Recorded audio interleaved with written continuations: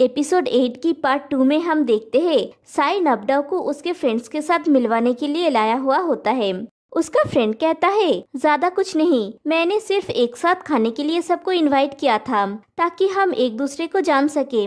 Sai tent के साथ invest करने जा रहा है, इसलिए मैं उसको आपसे इंट्रोड्यूस करवाना चाहता था ताकि आप जान सके जिसके साथ आपका भाई इन्वेस्ट करने वाला है वो भरोसे लायक है या नहीं। टेंट कहता है, आप मुझे विश्वास कर सकते हैं। नाबडाओ कहती है, इतना सीरियस होने की जरूरत नहीं है, मैं सिर्फ साई की कलीग्स को जानना चाहती हूँ। साई नाबडाओ से कहता है, नाब, पाओ उस शॉपिंग मॉल और उस रेस्टोरेंट का मालिक है। नाबडाओ कहती है, तुम उस मॉल का ओनर हो। मैं अपने शो के प्रोडक्ट की सेलिंग के लिए वहाँ पे एक जगह रेंट पे लेने के बारे में प्लान कर रही थी। पाओ कहता है, जरूर, चिंता मत कीजिए, अगर आपको किसी भी हेल्प की जरूरत हो तो मुझे बोल दीजिएगा। नाबडाओ पूछती है, क्या ये तुम्हें परेशान नहीं करेगा? पाओ कहता है, मैं ऑलरेडी साई का फ्रेंड हूँ तो उसकी बहन की देखभाल करने में कोई भी समस्या नहीं होगा। साई आपकी बहुत तारीफ करता है, उसने कहा कि आप ब्यूटीफुल और टैलेंटेड दोनों हैं, आप उसके आदर्श हैं। साई कहता है, उसके सामने ये कहना मुझे बहुत शाई कर रहा है। नाबडाओ कहती है, आप सीरियस है? आमतौर पे वो मेरी प्रशंसा नहीं करता। साई कहता है, वहाँ पे सिर्फ हम तीनों होते हैं, मॉम, तुम और मैं। अच्छा होगा अगर मैं एक रेस्टोरेंट खोल सकूं। मैं चाहता हूँ कि मॉम और नब पहले इंसान हो जो मेरे द्वारा पकाए गए फर्स्ट डिश को टेस्ट करे। मॉम मुझे सीरियसली कुछ करता देख के जरूर बहुत खुश होंगी। फिर वो दोनों चले जाने के बाद नाबडाओ साई से कहती है, तुम्हारे कलीग्स तो सुपर रिच है, मैं अभी समझ सकता हूँ कि तुम क्यों इतना तनाव में थे। साई कहता है, लेकिन अब मैं बिल्कुल ठीक हूँ, वो बहुत अच्छे हैं। उनमें से ज्यादातर कुकिंग स्कूल इसलिए आते हैं क्योंकि वो उनका हॉबी है, वो सिर्फ मजे करना चाहते हैं, मेरे जैसे नहीं जो इसके बारे में सीरियस है। नाबडाओ कहती है, तो इस समय अपना बेस्ट करो। साई कहता है, क्या इसका मतलब ये है? नाबडाओ कहती है, मैं आज यहाँ ये देखने के लिए नहीं आई थी कि वो भरोसे लायक है या नहीं, लेकिन मैं ये देखना चाहती थी कि तुम ये करना कितना चाहते हो पिसाई। साई कहता है, लेकिन क्या तुम सच में इतना पैसा उधार ले पाओगी? नाबडाओ कहती है, जरूर, मैं मैनेज कर लूंगी, लेकिन प्लीज इसे अच्छे से करना। साई कहता है, मैं प्रॉमिस करता हूँ नब, मैं अपना बेस्ट करूँगा। फिर नबडाओ और टैन को बात करते हुए दिखाया जाता है। टैन कहता है, क्या हुआ, क्या तुम इस कार को और यूज करना नहीं चाहते? नाबडाओ कहती है, ऐसी बात नहीं है। फिर थोड़ा हेजिटेट करते हुए कहती है, मुझे पैसे की जरूरत है, तुम गुस्सा नहीं हो, है ना? टैन कहता है, मैं बिल्कुल भी गुस्सा नहीं हूँ, लेकिन उसके और भी रास्ते होंगे। तुम्हें घर जाने के लिए हमेशा एक कार चाहिए था, लेकिन तुम अचानक इसे बेचने जा रही हो। ठीक है, तुम्हें 350,000 बट की जरूरत है ना? तुम ये मुझसे उधार ले सकती हो। नाबडाओ कहती है, नहीं, मैं कभी भी अपने फ्रेंड से पैसा उधार नहीं लूंगी। टैन कहता है, अगर तुम्हारा फ्रेंड होने से तुम्हारी कुछ भी मदद नहीं कर सकूं, तो अब मैं सिर्फ तुम्हारा फ्रेंड नहीं बनना चाहता। फिर कहता है, ठीक है, तुम इस कार को सेल करना चाहते हो, राइट? मैं इसमें तुम्हारी हेल्प करूंगा। फिर टैन को किसी से बात करते हुए दिखाया जाता है। टैन कहता है, क्या आपने उस कार की फोटो देखा जो मैंने भेजा था? फिर कहता है, मैंने उस कार की फोटो इसीलिए नहीं भेजा क्योंकि मैं उसे आपको सेल करना चाहता हूँ, लेकिन मैं कुछ और चीज में आपकी हेल्प चाहता हूँ। मैं अपने फ्रेंड को आपको कार सेल करने दूंगा, लेकिन क्या आप इसे वही पार्क कर सकते हैं? कार ले लेना और उससे कहना, हाल ही में एक कार के मोहरा का प्रमोशन हुआ है, जब उसके पास पैसे होंगे वो कार वापस ले जा सकती है, और वो 350,000 बट वो मैं खर्च करूँगा। फिर दिखाया जाता है, मिस्टर मिंजुंग नाबडाओ से कहते हैं, हमारे 5 साल का कॉन्ट्रैक्ट खत्म होने वाला है, मैं नए कॉन्ट्रैक्ट का ड्राफ्ट तुम्हें भिजवा दूंगा।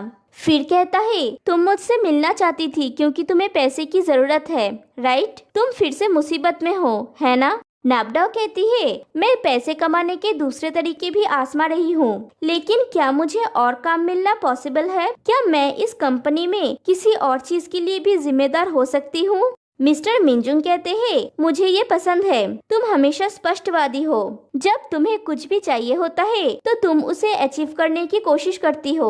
मैं हमेशा तुम्हारी मदद करने के लिए तैयार हूँ, लेकिन क्या मेरे लिए भी तुमसे कुछ मांगने का समय आ गया है? और ये सीन यहीं पे कट हो जाती है। फिर दिखाया जाता है टैन मिमी को घर लेके आता है, उसे प्यार करता है। फिर कहता है क्या तुम्हें लगता है कि वो जानती है कि मैंने उसके लिए सब कुछ करने की कितनी कोशिश की है। फिर नबडाओ को दिखाया जाता है वो अच्छे से तैयार होके एक रेस्टोरेंट में पहुंचती है। फिर वो टैन को कॉल करती है, लेकिन टैन सो गया होता है तो कॉल पिक नहीं कर पाता। फिर वो अपनी फोटो खींच के लोकेशन के साथ इंस्टा पे पोस्ट करती है। किम ये देख के कहता है वो आसानी से ड्रंक हो जाती है, तो फिर वो बाहर जाकर ड्रिंक करना क्यों पसंद करती है।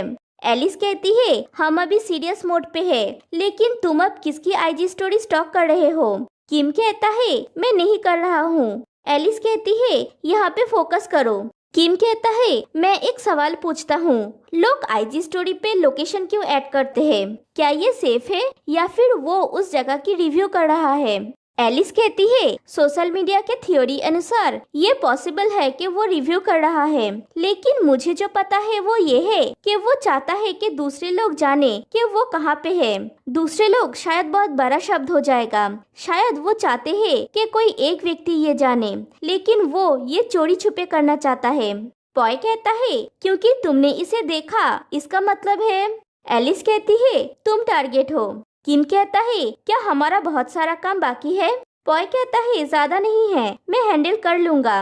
किम कहता है हमारी कंपनी का लक्ष्य अभी के लिए हम जो भी कर सकते हैं वो कर रहे हैं, ताकि नबडाओ के शो का सारा काम हमें ट्रांसफर कर दिया जा सके। मुझे सच में तुम दोनों पे विश्वास है, मैं जा रहा हूँ। और वो चला जाता है। एलिस कहती है मेरी प्यार की ताकत उसके दिल को क्यों नहीं तोड़ पाता। पॉय कहता है तुमने कही थी कि किम के दिल में ऑलरेडी कोई है ना। कोशिश करना बंद करो, तुम जो करती हो उससे मुझे परेशानी होती है। एलिस कहती है मैं सिर्फ उसके लिए अपने प्यार को क्लियरली एक्सप्रेस करना चाहती हूँ। अगर वो इसके लिए ओके है तो मैं उस दिन के लिए इंतजार करूंगी जब वो मेरी तरफ अपने लाइन को क्रॉस करेगा, लेकिन अगर वो ओके नहीं है तो मैं यहीं से उसको प्यार करती रहूंगी, मैं उसका लाइफ बर्बाद नहीं करूंगी। पॉय कहता है जो भी तुम चाहो। फिर दोनों काम करने लगते हैं। फिर दिखाया जाता है रेस्टोरेंट में नबडाओ के साथ मिस्टर मिंजुंग होते हैं। वो वेटर को कुछ इशारा करते हैं। फिर नबडाओ से कहते हैं तुमने मुझे एक डिनर के लिए बहुत ज्यादा इंतजार करवाया, क्या तुमको जरूरत पड़ने तक वेट करने की आवश्यकता है।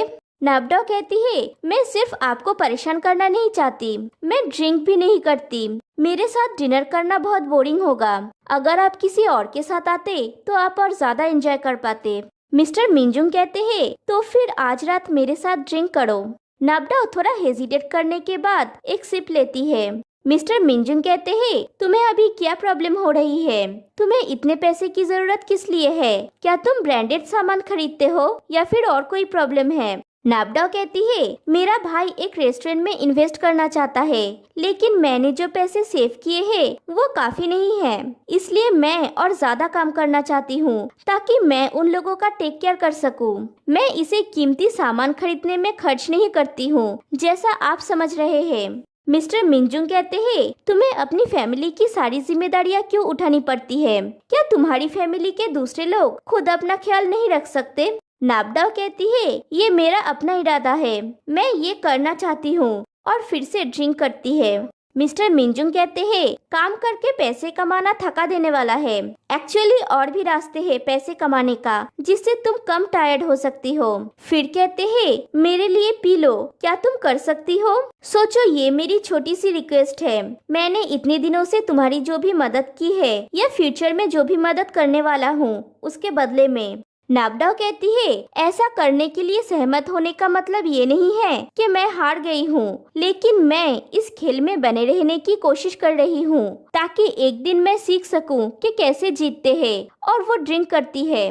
मिस्टर मिंजुंग कहते हैं मुझे सच में तुम्हारे जैसे इंसान पसंद है, एक दिन तुम और भी ज्यादा स्ट्रांग हो जाओगी, लेकिन आज नहीं। और दिखाया जाता है नब की तबीयत खराब होने लगती है। मिस्टर मिंजुंग उसके पास जाके बैठते हैं और कहते हैं तुमने मुझसे शो की पैटर्न बदलने के बारे में प्रॉमिस की थी सेल्स बढ़ाने के बदले में। अगर तुम ये नहीं कर सकती हो तो मैं तुम्हें निकाल दूंगा, समय सीमा आ रही है, लेकिन मैं तुम्हारे साथ इतना सख्त होना नहीं चाहता। फिर नबडाओ को टच करते हुए कहते हैं अभी भी एक पॉसिबल रास्ता है इसे सॉल्व करने का, ये मुझे भुला सकता है कि तुमने क्या प्रॉमिस की थी। तुम जो भी चाहो और जितना भी चाहो मैं तुम्हारे लिए वो मैनेज करूँगा। मेरे कॉन्डो में चलो। और मिस्टर मिंजुंग और वो वेटर मिलके उसे ले जा रहे होते हैं। तभी किम वहाँ पे पहुँच जाता है और मिस्टर मिंजुंग को धक्का देके नबडाओ को उससे छुड़ा लेता है और मिस्टर मिंजुंग से कहते हैं, क्या तुम एक अच्छे बॉस की तरह बिहेव कर रहे हो? मिस्टर मिंजुंग कहते हैं, हम देखेंगे कि किसे परेशानी होती है। और किम नबडाओ को लेके वहाँ से चला जाता है। फिर नबडाओ को उसके घर पे ले आके सोफे पे सुलाता है और उसके बॉडी को स्पंज करता है और कहता है, तुम ड्रिंक नहीं कर सकते, फिर भी ड्रिंक करने के लिए चले गए। क्या तुम जानती हो कि मुझे तुम्हारे लिए चिंता होती है? कौन जाने के क्या हो जाता अगर मैं तुम्हें फॉलो करते हुए वहाँ पे नहीं पहुँचता तो। ये एक लंबा इंतजार रहा जब तक हम लोग नहीं मिले थे। अब फिर से दूर मत जाना। फिर उसके करीब जाता है और उसे किस करता है। फिर कहता है, आई एम सॉरी। फिर नबडाओ अपनी आंखें खोलती है और कहती है, क्या यही वो बात है जो तुम मुझसे बोलने की कोशिश कर रहे थे? फिर किम के हाथ पे वो ब्रेसलेट देखती है और उसे बेबी बैंक कह के बुलाती है और यहीं पे ये एपिसोड एंड हो जाती है। तो फिर मिलते हैं गाइस नेक्स्ट वीडियो में। तब तक के लिए बाय बाय।